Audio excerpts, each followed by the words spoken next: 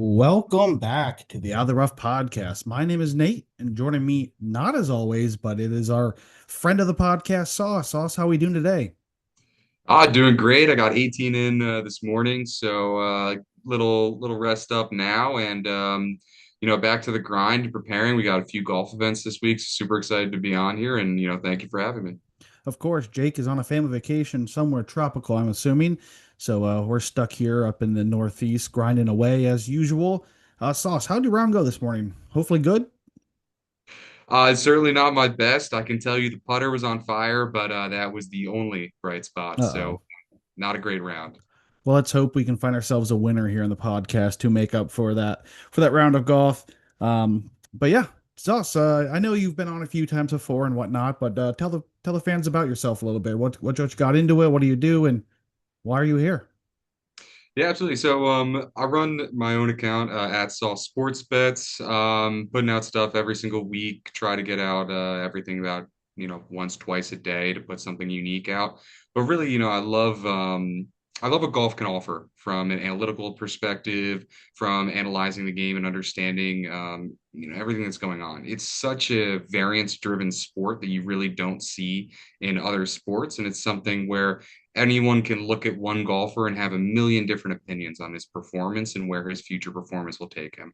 And so for me, it's this has become something that I've done over the past 4 years, and it's just become a little part of myself at this point. And I love doing it. I'm super excited to talk about it every single week. Super excited to continue to develop new tools, new ways to look at things. And it's something that I will not be stopping anytime soon. Awesome. I'm the same boat as you. Like this is part of my personality now. I've been doing it like full time since 2021. Not full time, obviously, but an aspect of doing it every single week. So I do know where you're coming from. It's a lot of work, but it's a passionate work, right? It's not like we hate doing this or we wouldn't do this because there is very few benefits outside of making a few dollars on the betting thing, but very well could lose some money as well. So outside of a passion driven, which I do love to see, that's why we're doing things like this. Before we do move forward, though, we do have, of course, the Charles Schwab Challenge, the PGA Tour this week in the Austrian Alpine Open on the DP World Tour. We're going to talk about that here shortly. But before we do that, Sauce, where can we find you on social media? You can find me at Sauce Sports Bets on X. That's really the only social media that I do have, but also active in the Out of the Rough Discord. So you'll see me around other places as well. Good segue there. I'm going to try to not butcher this. Jake usually does this introduction for us, so let me see what I can do here. Be sure to join the Out of the Rough Discord, as Sauce alluded to there. Over 275 members, active 24/7, free tool at your fingertips. Not only is it just a great community to come talk and hang out and talk about golf, we have exclusive content from Jake and I. Jake with his round matchups. My first round later is exclusive on there. We have placement charts for the season for all tours that we cover on there. We have a NASCAR channel ran by Cody, and he has been making money left and right on there. So a lot more than just coming talking golf. So be sure to hit us up for a link to join that. You can follow myself, Nate, on Twitter or X at NateOOTR. Be sure to follow Out of the Rough on all forms of social media. If you're listening to this on a browser or whatever you want to call this, an outlet where you can subscribe, mainly YouTube, please do that. That helps us out a long way. But yeah, I think that might be it. I'm not sure. I probably missed a lot. No, the website, the ootrough.com. Check out our weekly articles. I cover the PGA Tour, DP World Tour, Live Golf Tour, and LPGA Tour. Jake covers the PGA Tour where he does DFS. Yeah, I don't do DFS anymore, so Jake has that exclusive to himself. And then we have Andrew at All Tour Golf Bets who does the Hotel Planner and Corn Ferry Tour. So we have you covered from the top to the bottom along the way.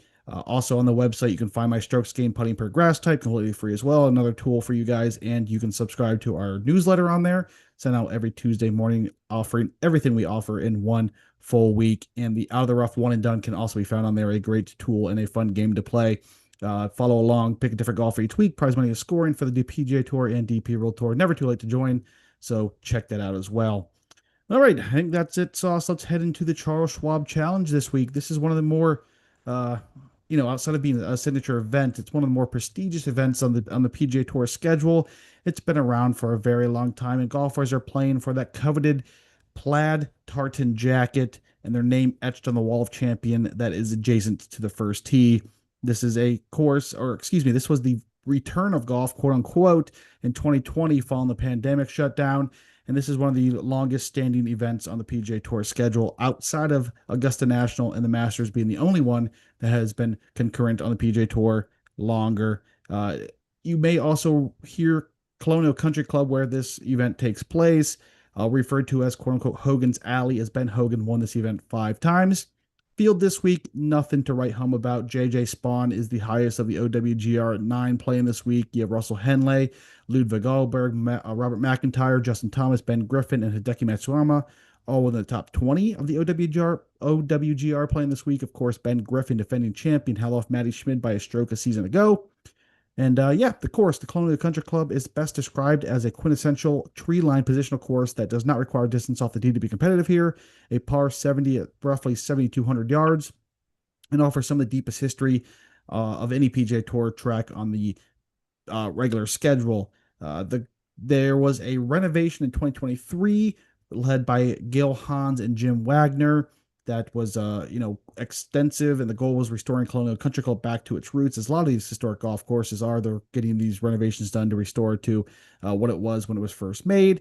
The entire course is ripped up and en route to basically place a new irrigation system to offer playability year round and drainage and all that. Resodded some of the bent grass based greens along the way. Not much of the course was altered in this renovation outside of 13-18, which saw brand new greens constructed. Saw some introduction to some new Broncos and reverted bunkers as well, and those are two classic staples of Hans's original design. So in all, the renovation was largely put into place to introduce a new irrigation system, and play of the course was not changed drastically. So this course was designed by Perry Maxwell and John Brunemus, and it borders the nearby Trinity River. It features 12 dog legs and smaller than average bent grass greens. In years past, the event has offered a diverse cast of winners. You can see some guys that are going to overpower this course with a strong off the tee game with distance, and you'll see some guys with some plotters, some good iron play, hot putter to be competitive here. Sam Burns, Jason Kokrak, who were two that use an aggressive driver heavy approach, but that is not the norm here. This is a positional golf course, second shot golf course along the way. Usually we see a winner around minus 20, or a winner has not exceeded minus 15 only twice since 2011. This is a course where finding the fairways and setting up a good approach shot is the preferred way to attack it. Driving accuracy is also on the lower side of the tour average, 57% of hit fairways, along with difficulty of hitting fairways. Average distance off the tee is well below the tour average, and this is due to, the 12 dog legs. There's golfers taking irons off the tee. A lot of approach shots from 125 to 200. 25% of them will be 150 to 175. Yeah, so the greens run 12 on the Stimpmeter, rather fast. Water's in play in 6 holes this week. And basically, we're looking for the infamous Texas winds to help play defense this week. This course can offer some low scoring, but the Texas winds usually helps keep that in track. Beyond that, Sauce, anything to add about this golf course? Yeah, I just think a few things to note is one, talking about the renovation in 2023, it really can't be understated the impact that it has had on the players. So when we look at what the driver usage was prior to the renovation versus what it is now, it used to be a frequent layup course where you're really forced into layups, just given the structure of the course. So pre-renovation, driver usage rate at around 58%. Post renovation, we're seeing it tick way up to around 67%, which is very close to PGA Tour average. So we do see this course playing significantly different from a skill set perspective.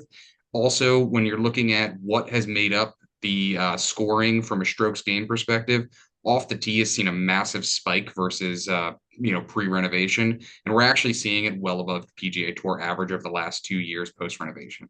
So for me, that's something super important that doesn't necessarily look like an outlier anymore, that we have 2 years of data, and it's something that I'm going to make an actual adjustment to and really kind of focus on that. The second piece to this as well is going to be weather.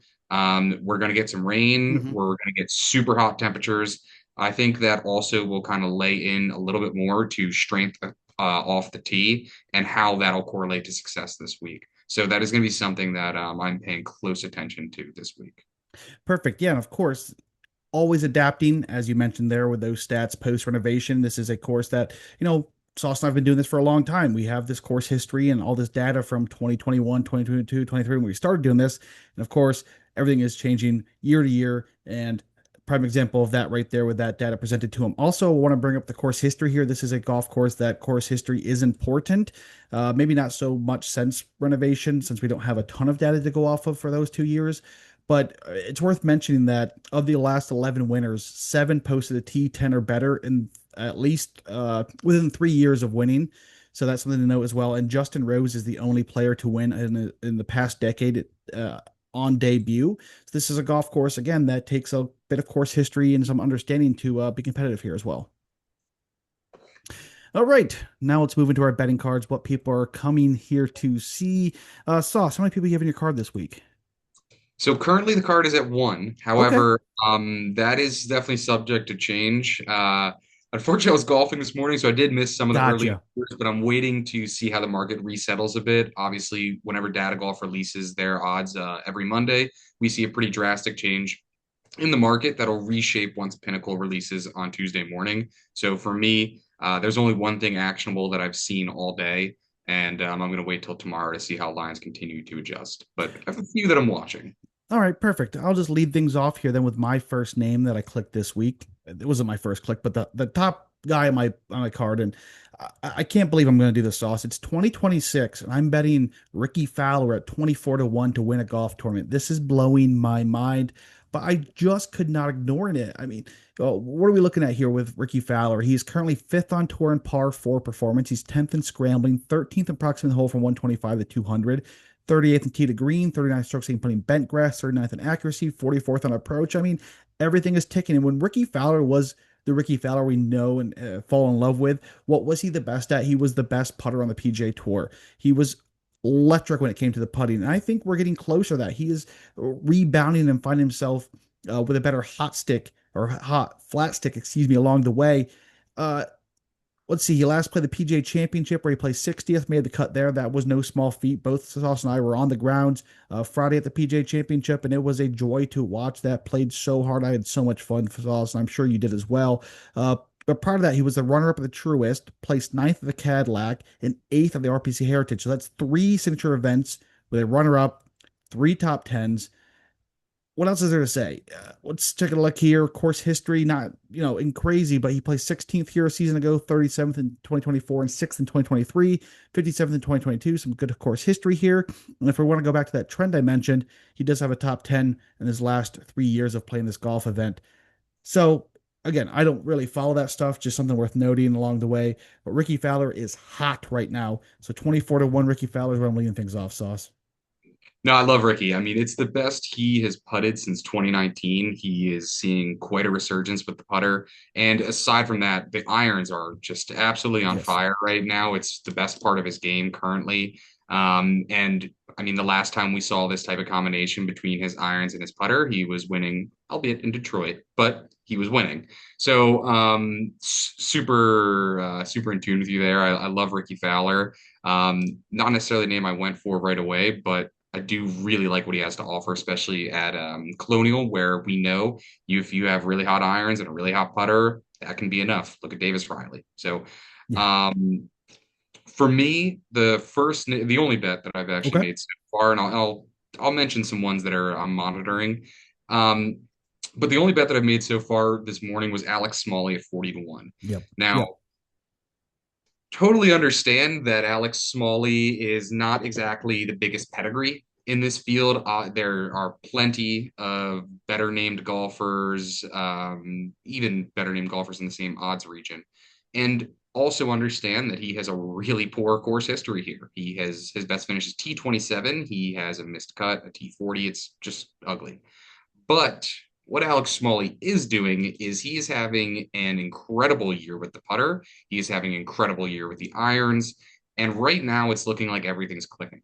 So last time out of the PGA Championship, he finished T2, where every single facet of his game gained. Insane. Truist Championship, very close there as well. And you can continue this trend all the way down to the Texas Children's Open, where he had a poor week off the tee. Everything is clicking right now. And at 40 to 1, this is a really generous number for what form he's in. He's sixth in ball striking over the last 3 months in this field, fourth tee to green over the last 3 months in this field. I mean, I don't really see too much of a downside here in what he's currently doing. Also, just as another point of comparison, that massive jump that we've seen with his putter in my expected putting metric that I've developed, it is saying that it is mostly skill based and it is not luck based. Obviously, when you see a massive jump in putting, you're going to have some facet of that will be a little bit of luck, but most of it's not. And it really does suggest, actually, currently, that he is getting slightly unlucky. And we did see some of that positive regression come to fruition at the PGA Championship, but I believe what we saw there is actually a little bit more closer to what we expect to see versus some of the other performances that we've seen this last 20 rounds. So this is somebody that I'm super bullish on. I don't know if this is the week. Ideally, it is, but 40 to 1, obviously implied percentage wise, it's only a few points. But I think Alex Smalley is a guy we can expect to see win sometime this year, and hopefully it's this week. Yeah, for sure. I've been an Alex Smalley stan for a few years now, and he's always one of those guys. I make a joke. There's some golfers that are just like statistic phenomenons, right? Like no matter what you plug into your model, you're going to get the same few names are going to pop up, and mainly because a lot of our models are approach and putting heavy because those are two biggest aspects when it comes to golf, in my opinion. So you have like the Alex Smalleys of the world, the Andrew Putnams of the world. Those guys are just going to pop up there, and usually you skip over them, blah blah blah. Alex Smalley is not a name you can ignore anymore. He is the first name off my card this week, and I'm going to be absolutely gutted if he goes on to win this golf event because I've backed him so many times.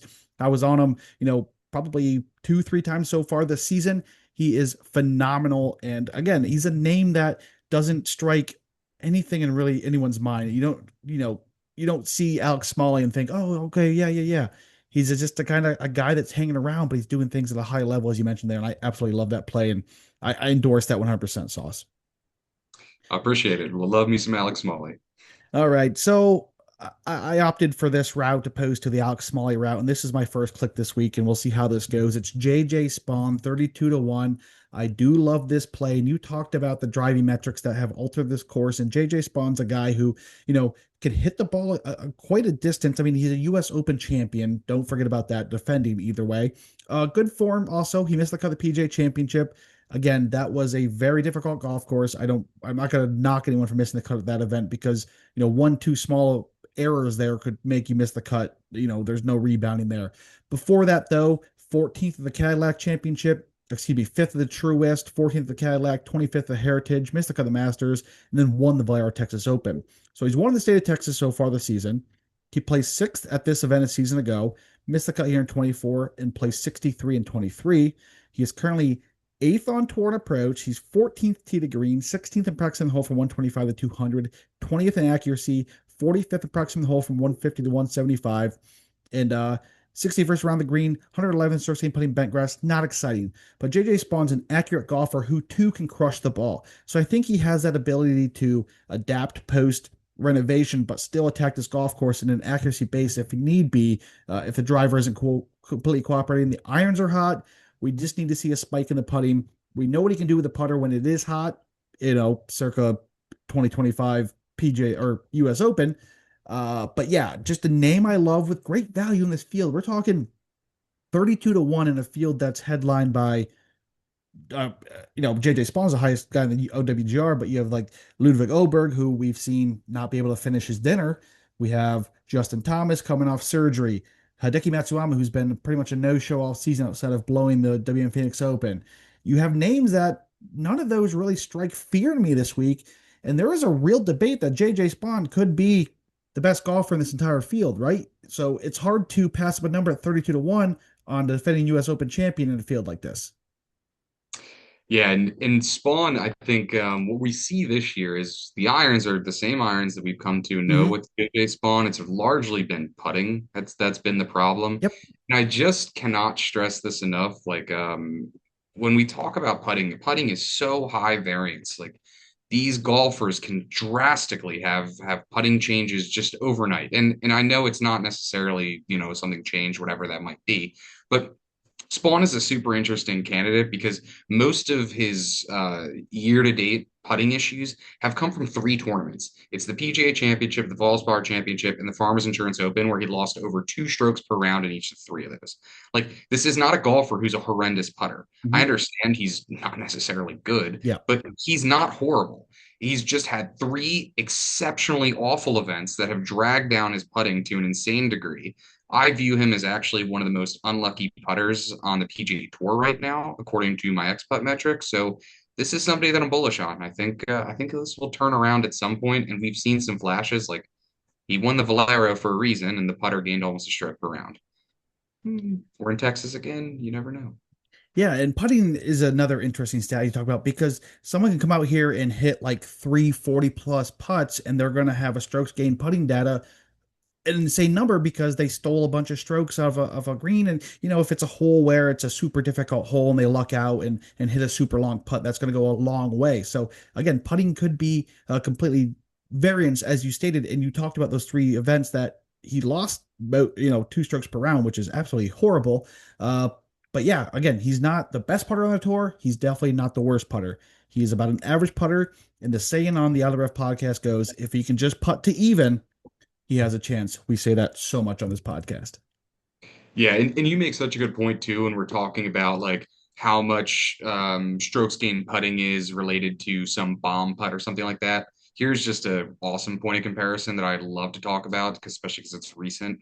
At the PGA Championship, Aaron Rai made that birdie on 17 that we all love, incredible putt.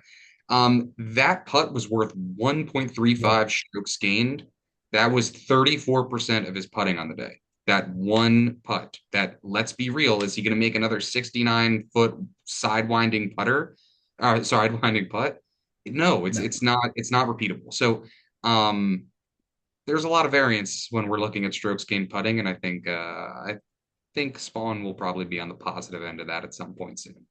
Well, let's hope it's this week, Sauce. I'm not having a great season, so we need to get kicked in the gear. Taylor Moore, first run leader solo last week, definitely helped me get me more confidence going, get me closer to that even number. One more victory will get Pack in the positive, so we can hope JJ Spawn gets us across the finish line this week.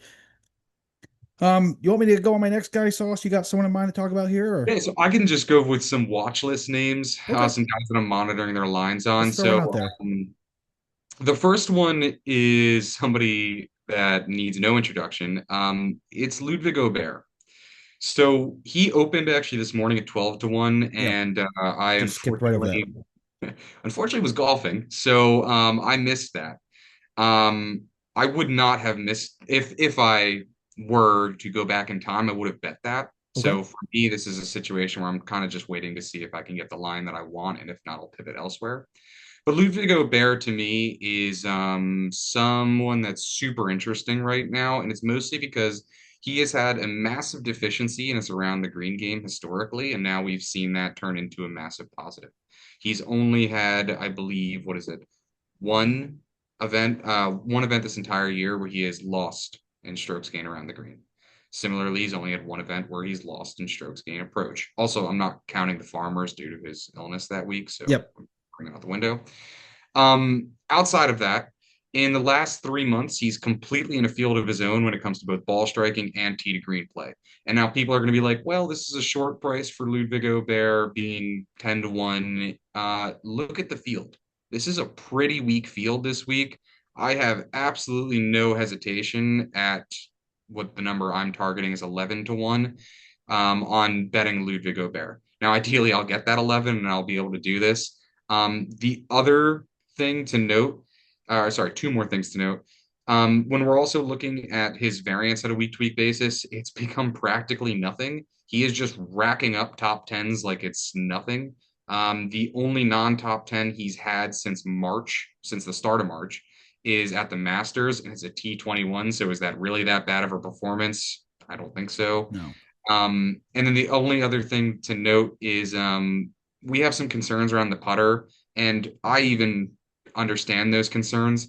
The big thing for me is that he is a drastically different putter on bent grass greens, and it's not really super close over the last 3 years when you compare the other surfaces he putts on, which he's from Sweden. That's not really shocking.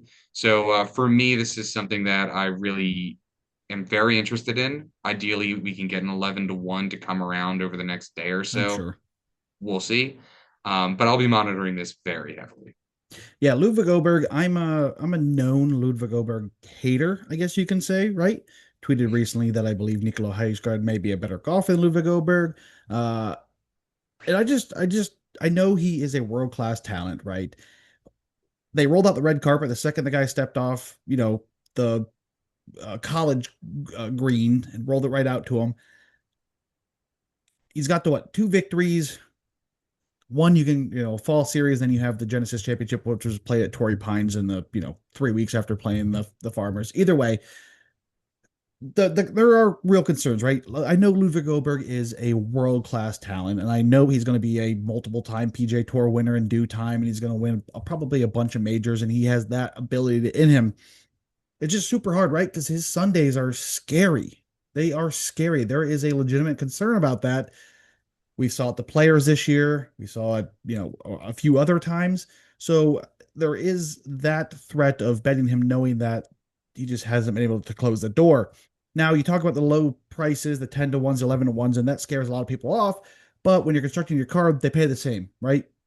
If you hit Ludwig Oberg at 11 to 1 and you hit a guy 100 to 1, they pay the same, right? And you construct your card in the way that we do it here, it's going to pay the same out. So it doesn't matter as long as you construct a card in a way that if you think Ludwig Oberg is going to win, bet Ludwig Oberg. And then don't worry about, 10 or 11 to 1 a price because the value is there, especially in a field like this.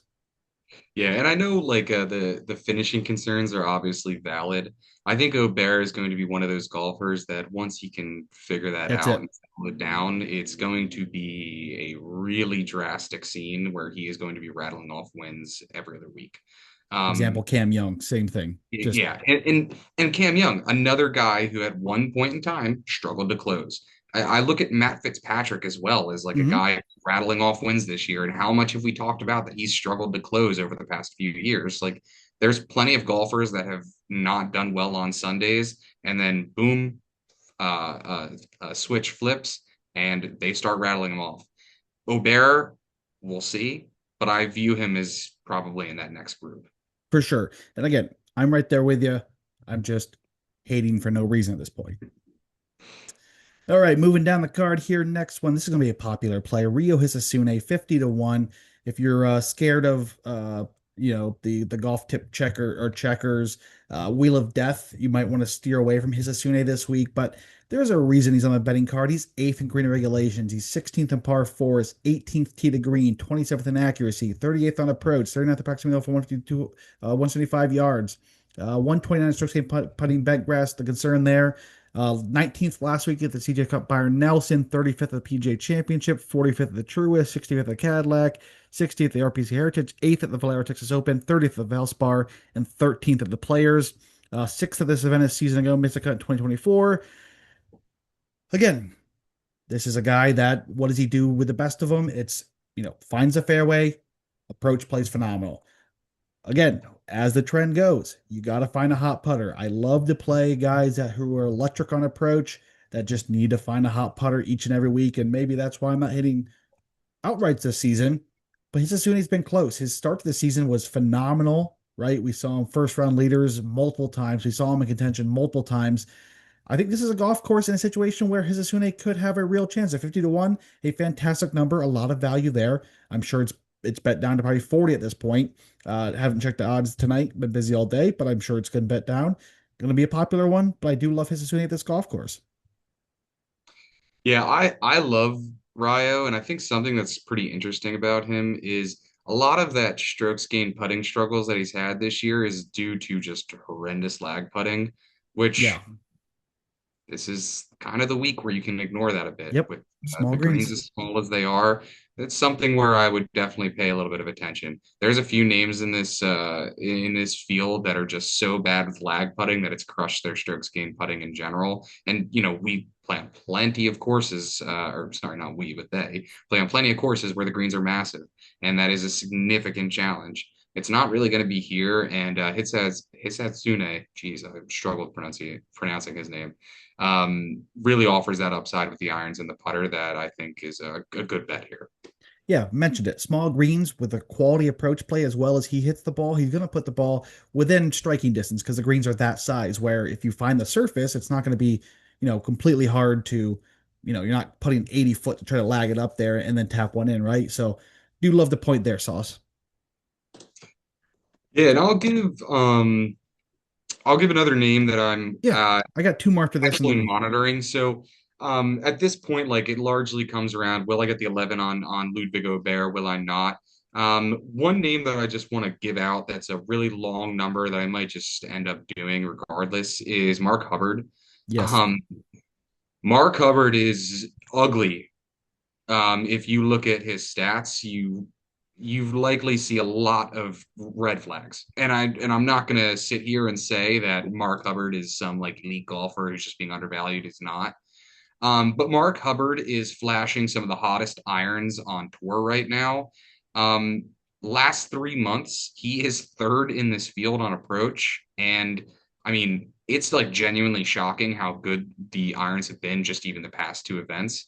Now, is he due for some regression there? Yeah, probably. But at the same time, he also does have that same deficiency that I talked about with his Hatsune, where he really struggles with lag putting, small greens. He should see that kind of benefit, and I would expect to see him make some sort of improvement with the putter versus his baseline, which again has been super poor. The around the green game is not terrible, and off the tee you can expect roughly nothing. But I think at a course like Colonial, where you will have a lot of that variance, and you do expect to see a lot of variance at Colonial. This is somebody who has that kind of approach putting upside that you could potentially look to. Maybe winning at 175 to 1 is not necessarily the most realistic for him to actually win it. But if you're looking at like a top five bet, something like that, that's something I could get behind a little bit more. But at this number, it's a great number for this field. It's a really weak field, and he has some pretty big bright spots versus people priced similarly. for sure. Did you see the video of Brett Snedeker, talking to him in the parking lot after Brett Snedeker stole the victory in Bertle? Brent was apologetic. He's like, sorry to do this to you, Hubs and whatnot. And Hubs like, no, no, whatever. I just thought it was wholesome in that aspect. But yeah, Mark Hubbard's a guy again that, just kind of pops up in your models each and every week as a consistent guy, a really well-rounded golfer, from top to bottom, pretty much. So again, I always say this when you're betting someone like 80 plus, 90 plus, 100 plus, I can't say anything bad about that bet because there's obviously a glaring weakness or something in line to make that bet that reason. So I'm not here to pick apart a 175 to 1 because there's really nothing to do, right? You're throwing a dart in a sense, and you're picking kind of one aspect of the game that they do well, or in Mark Hubbard's case, it's kind of an all-encompassing, like kind of an average golfer, right? So you're hoping that kind of consistency carries them across the finish line. Again, I'm not going to here pick apart a 175 to 1 play. Yeah, he's like right on the edge of value for me at this point, at 175 to 1. So it's something I'm considering, but I really don't think anybody's buying Mark Hubbard right now. So I don't expect this price to change. So I'm going to stay nice and patient here. For sure. All right, I got two more names here. We'll rattle off and we'll hop on the DP World Tour here, Sauce. First one being Davis Thompson, 63 to 1. And we're just a few weeks removed where he was a favorite at the One Flight Myrtle Beach Classic. Last week, missed the cut, the CJ Cup. Byron Nelson helped us with a nice 63 to 1 here. I think he was around 40 last week. Prior to that, he placed 13th at the Myrtle Beach, 6th at the Zurich, and 14th at the Valero. Missed the cut this event a season ago, but placed 17th in 2024, so some decent course history here. He's currently third on tour in proximate hole from 125 to 200, which is massive. He's ninth in scrambling, 17th in green regulations. He's 20th in proximate hole from 150 to 175, 23rd tee to green, 30th on approach. And again, what's the problem with Davis Thompson? It's the putter, 140th in strokes gained putting bent grass. Again, you can find that data on ootrough.com. Click strokes gained putting per grass type at the top. You'll find that data free of charge there.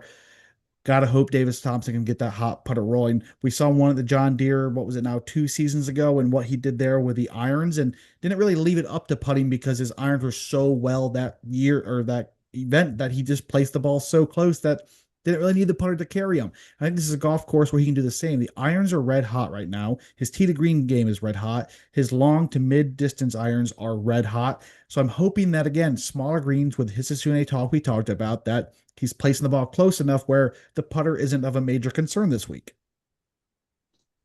Yeah, I really like that play. And again, like with the smaller greens, it does make a really big impact on what we're looking at this week. I can also give you one more name that I'm Okay. actively watching because this is likely a name that I will be betting. I think it's more likely because I'm not sure that Aubert number is coming back around. Um, Mac Messinier is a golfer that I really love right now. Someone I was on at the Byron Nelson didn't really work out. The driver was just getting sprayed right and left, so it's not an encouraging performance from him. But he's a super interesting golfer. So when I talked earlier just about the lag putting deficiencies, Mac Messinier is like the poster child for that. So he is in the 41st percentile in feet in putts 30 plus feet, just horrific. When you shorten that to 2 to 5 feet, he's in the 90th percentile. It's extremely drastic, and his strokes gained putting is just getting destroyed by his lag putting. We're now going to move to a course with super small greens where he's not going to have a lot of lag putting to do. And it's something where I'm really interested in him. Now, what makes me super interested is really that spike iron play that we've seen from him. So he's had some ho hum weeks, but at the same time, like look at the Zurich. I know it's a team competition, I get it, but he gained over 1.5 strokes per round on approach during that tournament. At the Wyndham last year, gained over 1 stroke per round on approach.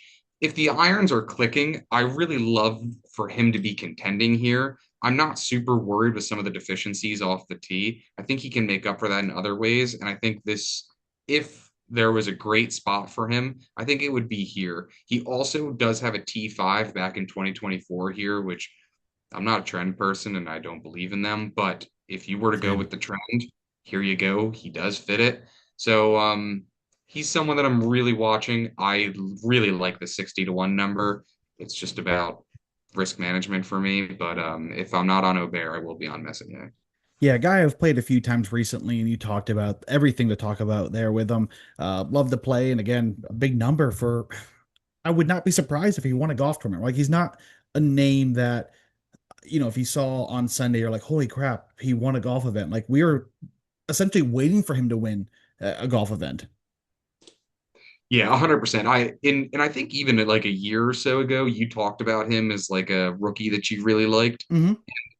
There's just so much you can like in his game. I think once he starts to find a little bit more consistency is when we'll start to see him break through. For But sure. like this guy's only 27. He's really not that old. He's the same age as Ludwig Gobert. Like, yeah, the talents are drastically different, but when he figures it out and starts to get everything clicking on the same page, like he'll become a pretty solid golfer. He's not going to become a Ludwig Gobert, but he'll be a solid golfer. Yeah, I think these are like going to be the type of events where it's perfect for him. These not, huge field events where he's going to be competitive, all fields or the regular season events, those type of things, fall series. I think he's going to be a name that comes to fruition more often than not with seasons to come. All right, one last play here. No surprise to anyone. Tom Kim, 100 to 1. Tom Kim is trending in the right direction. This is not just me playing Tom Kim for no reason. Here's some stats for you. 12th on tour in proximate hole from 125 to 200. He's 21st in proximate hole from 150 to 175. 21st in scrambling. 26th in accuracy. 28th on approach. 33rd tee to green. 34th in par 4. 35th green regulations. 39th around the green. And the putter, 63rd in strokes gained putting bent grass. He has placed 54th last week at the CJ Cup Byron Nelson, 6th at the One Flight Myrtle Beach Classic coming this week, 44th here a season ago, and 24th in 2024. Tom Kim, his irons are back, his tee to green is back.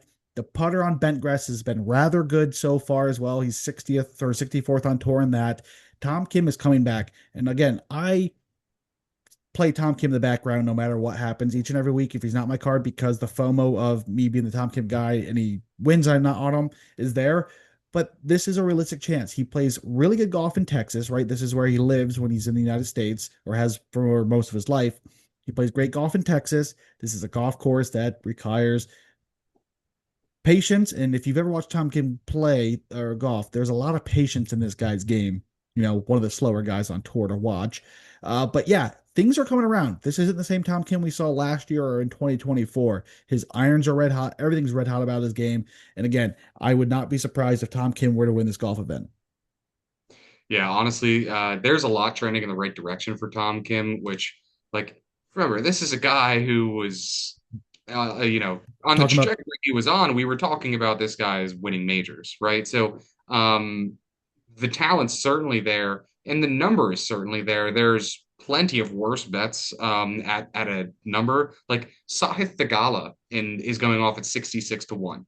Sahith Theegala should be like 200 to 1 if he had a yeah. different team. So in terms of long shots and taking chances, this is certainly one that I can understand a lot more than plenty of names lower on the odds board. For sure, for sure. All right, that's it for our talk on the Charles Schwab Challenge. Almost said CJ Byron Nelson. Anything else here to add before we move on to the DP World Tour side of things, Sauce?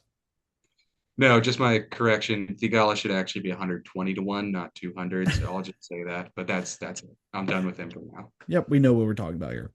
All right, oops, excuse me, hit the wrong button here on the computer. DP World Tour, we're moving to Austria for the Austrian Alpine Open. This event was once a mainstay of the DP World Tour schedule, held from 1990 to 96, and then again 2006 to 2021, with the exception of 2019. It was then removed from the PGA Tour card, or excuse me, DP World Tour card, and returned a season ago. This year's installment will be held at the. I'm not even going to suggest saying that. I have no clue.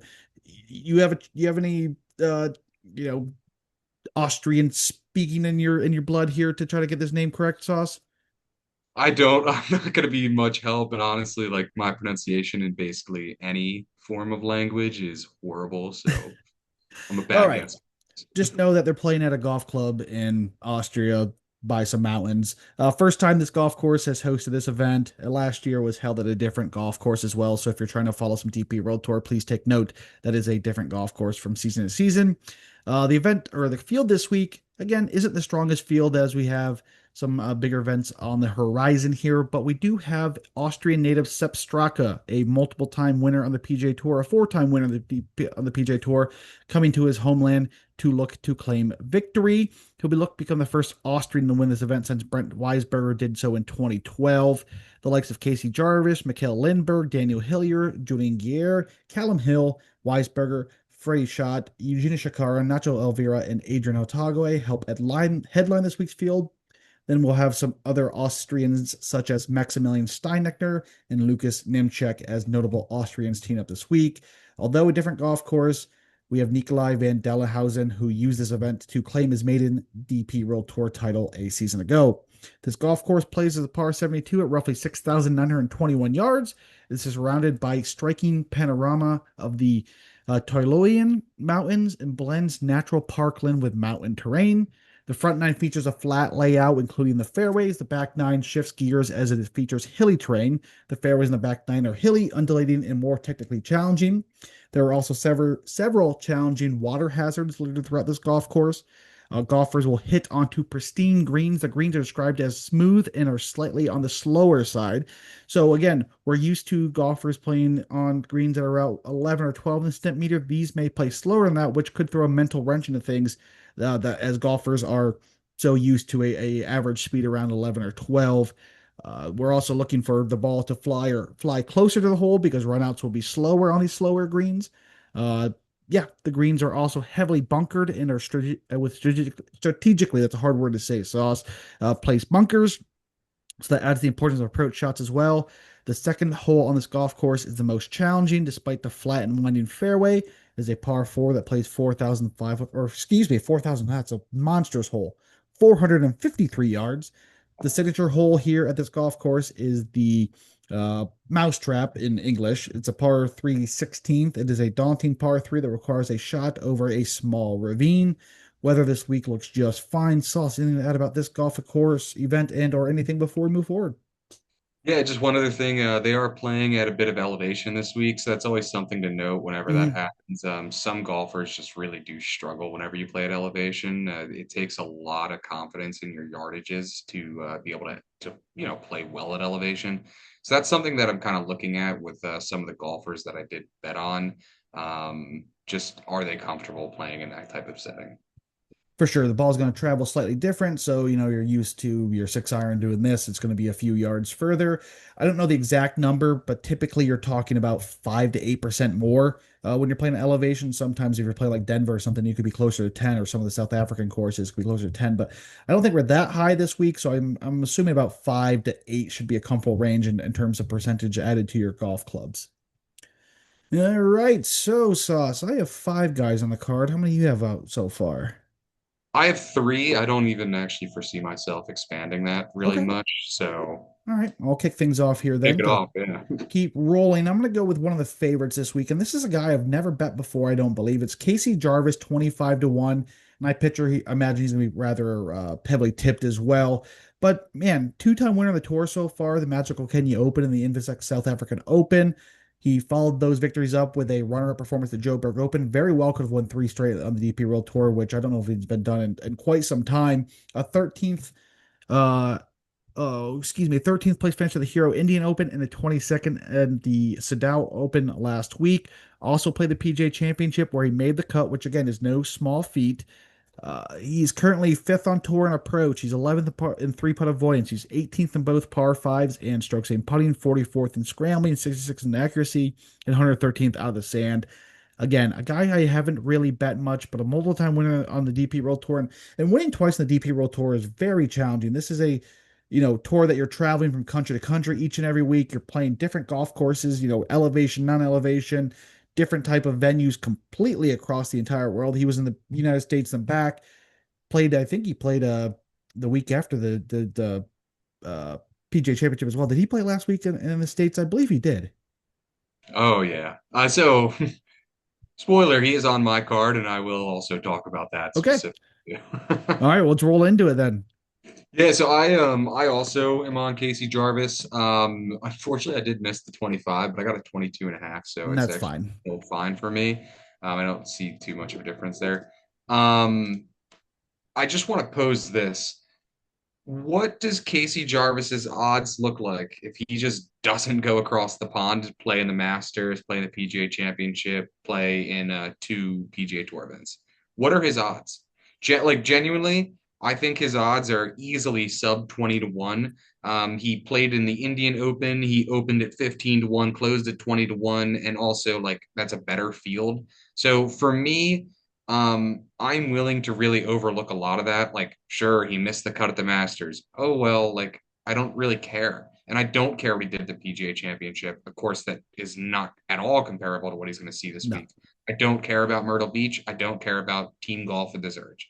Like, what I care about is seeing that he rebounded from that T65, the PGA Championship, had to fly all the way to Belgium, and then still had a T22 at the Soudal Open where the irons and his driver looked great. That's what I care about. Also, this course could be a little bit lower scoring than some of the recent Yep. Austrian Opens that we're used to. And for me, when we're talking about lower scoring, that's where I really do like Casey Jarvis. His massive deficiencies around the green play, and in a situation like this course where you could have a lot of wedges and you can have, especially if you're playing from the fairway, I really like his ability to avoid those around the green situations and to just let the rest of his game flash. And at this odds, I'm super happy to be on board. Again, just take out that US stint. What would his odds be? They'd be drastically better. And I don't care what he did in the US. It's not comparable at all. No. And I love when we get like the Sepp Strakas of the world, and we in India when we saw Aaron Rai come over, like those guys get plugged in as a favorite, and everyone else kind of shifts back because of that. So again, thank you, Sepp, for teaming it up this week, because we get Casey Jarvis at a favorable number because of that. Because again, without Sepp Straka, again, we're probably talking 12 to 15 for Casey Jarvis every day of the week. And realistically, are we going to see Sepp Straka come over and win this golf event? Historically speaking, we have not seen that. We have not seen the PGA Tour guys flying over for an obligation, maybe a sponsor obligation, as Aaron Wright, or excuse me, it was Akshay Bhatia down in India because he was the hero ambassador at the time. Sponsor responsibility comes over, not going to win this golf event. I don't see Sepp Straka win this golf event, although I don't know if it's coming because he's coming for a home event or if there's a financial or some kind of sponsorship involved. Possibly, I'd have to note. But again, because you get someone like Sepp Straka in this field, you get Casey Jarvis at a very favorable number, and you talked about it 25 to 1, 20 to 1 and up. I just could not leave that out there. Yeah, and even like when you bring up Sepp Straka, I don't know his motivations for playing this tournament. It could be financial, it could be because it's a home situation where he can go, play in front of his home country, whatever it is. But he has not played on the DP World Tour since 2024, and he hasn't posted a top 10 on that tour since 2023. Um, it's easy to kind of doubt the motivations for him to play over there, and like it could be a ho hum week for him where he Mm-hmm, just smacks the ball around, has a decent week, and calls it a day. Like, I really question the motivation when for you're sure. barely ever playing on that tour. And so for me, he's like an easy name to skip past. And I'm happy to take discounts on other players with him being in the field. For sure. All right, next guy for me, I'm going to old trusty Antoine Rosner, 40 to 1. And this guy is an approach specialist when it comes to the DP World Tour. Last played the Estrella Dam Cataluna Championship, where he placed 17th. Prior to that, 29th at Turkey, 8th in China, missed the cut in Joburg, 24th in South Africa Open, 14th in Kenya, and 9th in Qatar. He's currently 11th on tour and scrambling, 18th on approach, 19th in sand saves, 36th in three putts, 37th in par five, 68th in putting, and 119th in accuracy. He can get a little wayward with the driver at times, which could be a concern at this golf course. But again, this is an approach golf course, a second shot golf course. Antoine Rosner, he is mature. He's been on this tour for a very long time. Was on the PGA Tour last year, lost his card, came back to the DP World Tour. Either way, this is a guy who's been around for a long time. He's won on the DP World Tour. His irons year to year to year are what carry this guy. I heavily weighed approach play into this model this week because of this golf course. So 40 to 1 for someone like Anton Rosner. Again, great value in my opinion. I'm playing him 35-30 even in this field. So yeah, Antoine Rosner 40 to 1. Yeah, and I love what you said too about this being more so a second shot golf course. Like, it's very difficult for me to put a ton of stake into what you do off the tee when you're playing at a course this short at elevation. Like, some of these guys, if they want to, they can be taking three wood on basically every hole. Mm-hmm, Like, it's not super necessary, and even for like wayward drivers, I'm not as concerned. Like, for me, this is just a week where I'm going to devalue driving drastically and just focus on what they can do in other areas of their game. for sure.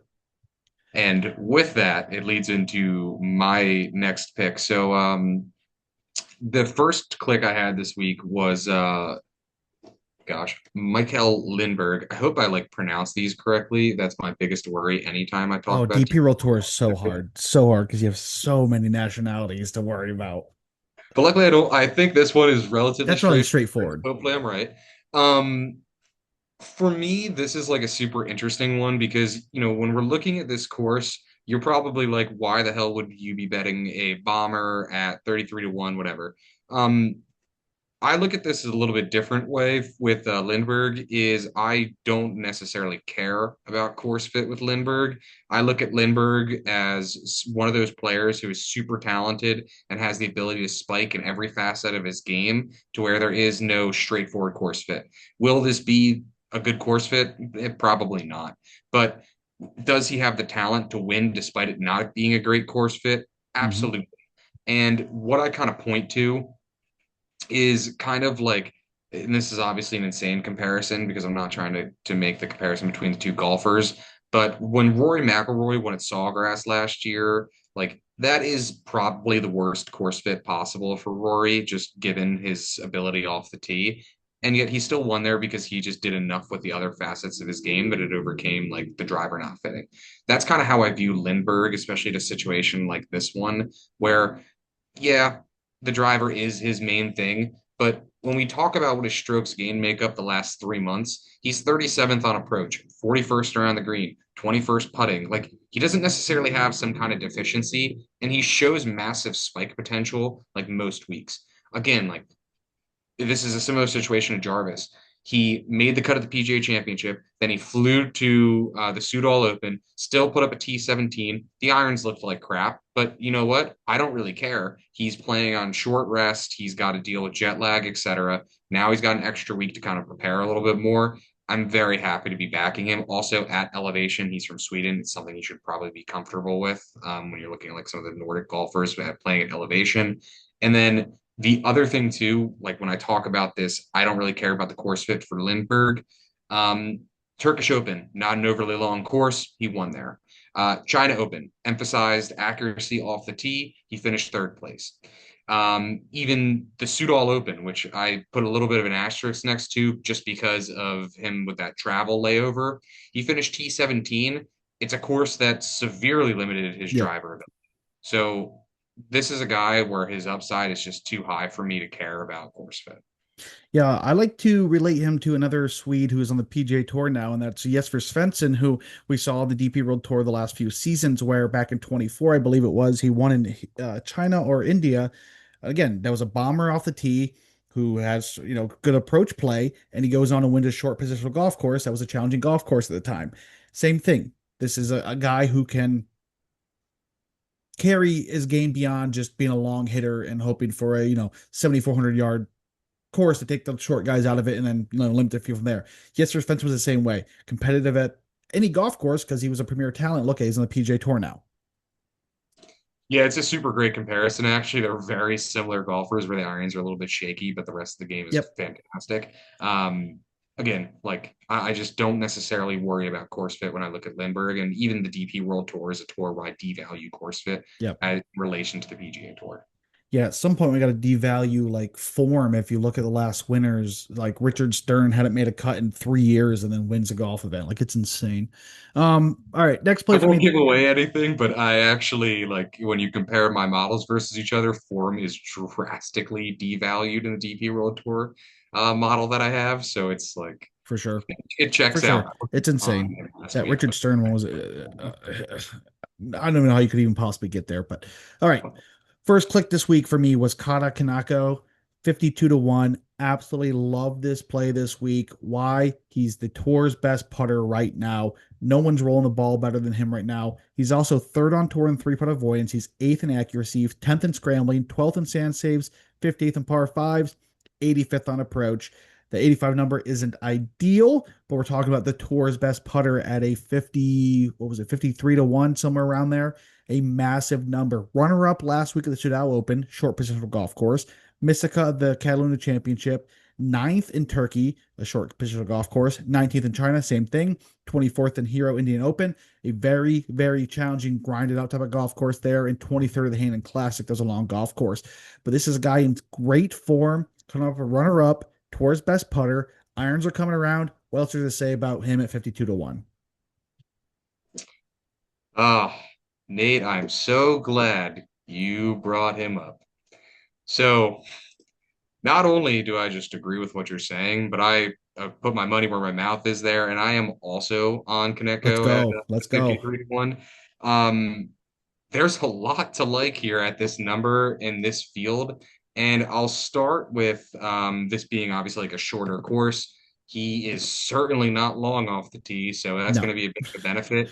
And like I talked about just devaluing driver at a course like this where we expect it to have a lot of birdies and we expect potential layups often. Like his driver's the worst part of his game. Also, this is like so insane that we're in this situation where we get this kind of discount on him because realistically, he should have won the Sudol Open. Like, I understand whatever, but he lost over a stroke per round around the green, which is the worst performance he's had since on the DP World Tour, and he still finished T2. Yeah. So that to me is an outlier, and I'm more than happy to just like whatever. Um, Another piece too is like if you're not convinced with what he's done so far in the DP World Tour, which has been pretty dang impressive, when he won the Taiheo Masters, probably pronounced it wrong, but I tried. That featured some pretty solid golfers in Harada Kanaya, Sean Norris, like some pretty solid golfers that he was able to pick up a win in Japan with. I know this is a drastically better field. I get it. But at the same time, like that speaks to something. He's only 23 years old. That's a super impressive win against some veterans there. His form is fantastic. I really can't say enough positive things. And at a number like this, like Yeah. super, super bullish. I think there's plenty of guys around this number that I just have like negative interest in. Like I'll just give like one right out of the gate. Like Wen Yiding is like the same number, Yep, and he's not showing me anything that constitutes that number. Specifically, his irons are just so bad that I can't really overlook it. So for me, like this is a no-brainer. yeah, and again, my first click this week, I loaded the board expecting to probably see a 35 to 40, and I saw a 52, and I just took it without even, looking at anyone else, right? I just took the number and I was like, all right, we'll deal with it after this, because that was a huge number for a guy in matches up extremely well in insane form and is going to win sooner rather than later. Yeah, and it's funny you say that. Like I make him 43 to 1, so I mean I see a nice value here on him, but I don't I really don't agree with the 50s. There's plenty of golfers that have lower odds that are certainly worse than him, at least in terms of win equity. For sure. All right, my next play here, Martin Kovra, 53 to 1. And I'm still on the belief that this is one of the premier younger talents on the DP World Tour. We saw him win before last season. He is currently 17th on tour in scramble. He's 29th out of the sand, 39th three-putt avoidance, 40th in par fives, 59th in putting, 61st in accuracy, and 65th on approach. So in other terms, he's above average in each of the seven statistical categories I took into consideration this week. That is a mouthful. I try to say that all the time, and I can never do it successfully. 24th last week of the Sudan Open, 10th at the Estrella Dam Catalunya Championship, 43rd in Turkey. He was 20th in India and 9th in Hainan. Again, a premier young talent who has a lot more win equity in him to come. We're talking 53 to 1 in this field for a number on Cobra. Been on him a few times so far. Can't back off now, so got to keep going. Yeah, I was on him last week. I love him. I think he's a really solid young talent.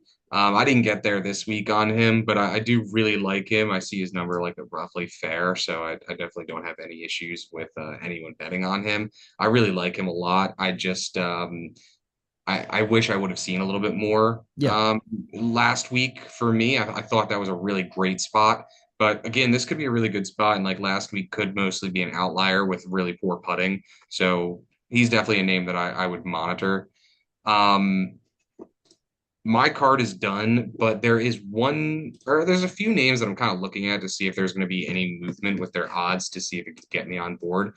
And like one of them specifically is Gregorio de Leo. And he's super interesting to me just from like a pure perspective of like Challenger Tour grinder, then to get up to the DP World Tour and didn't really do a whole lot last year, had a few top tens, which was really interesting. But this year we've seen a pretty drastic change, and his biggest problem has been consistency. He's like bouncing all over the place. So, you look at Qatar, T9, T23 in Kenya, then miscut T66, T54, then miraculously out of nowhere, China, T16 to Turkey, T7, and then goes to Spain, T70. Just he's been a complete yo-yo and just needs to find some sort of consistency. But I really do like what he has to offer.